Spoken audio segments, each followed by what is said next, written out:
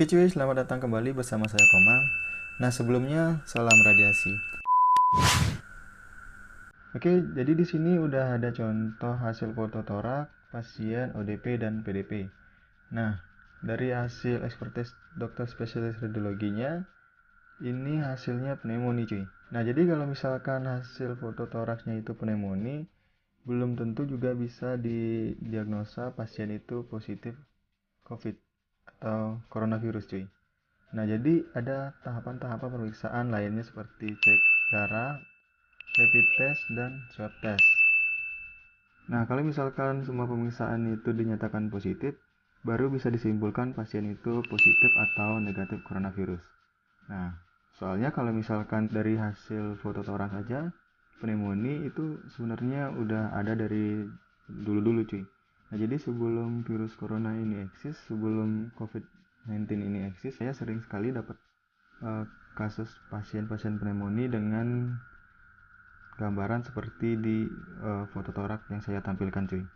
Nah, jadi mari kita ketahui sebelumnya pneumonia itu apa, penyebab pneumonia itu apa aja, dan cara penyebaran pneumonia ini. Nah, jadi pneumonia adalah radang paru-paru pada kantong udara atau yang biasa disebut alveoli yang berisi cairan atau nanah yang disebabkan oleh bakteri atau virus.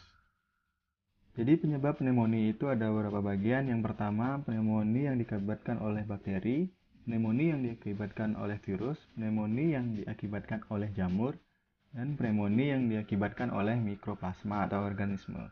Nah, yang pertama, pneumonia yang diakibatkan bakteri. Nah, biasanya ini yang seperti saya bilang tadi, sebelum eksis ini coronavirus, sudah banyak ada pasien yang mengalami pneumonia atau penyebabnya paling umum begitu.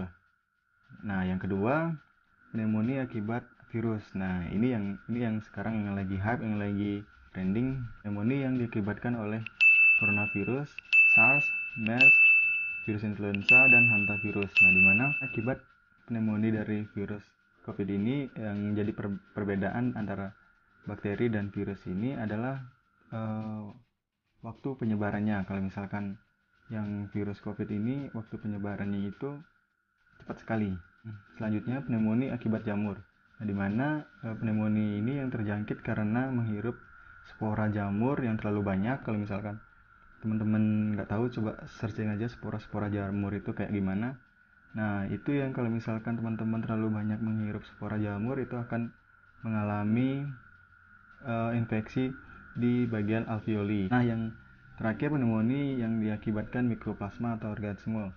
Jadi organisme ini bukan virus, bukan bakteri, tapi memiliki ciri yang menyerupainya. Mungkin ini dimaksud adalah parasit. Jadi ada parasit yang masuk ke pernapasan dan masuk ke alveoli, dan parasit itu menginfeksi alveoli dan menyebabkan adanya cairan atau misalkan abses atau nanah di dalam alveoli begitu. Jadi penyebaran pneumonia ini bisa melalui droplet atau cairan waktu teman-teman bersin atau batuk. Makanya udah ada cara batuk dan bersin yang benar.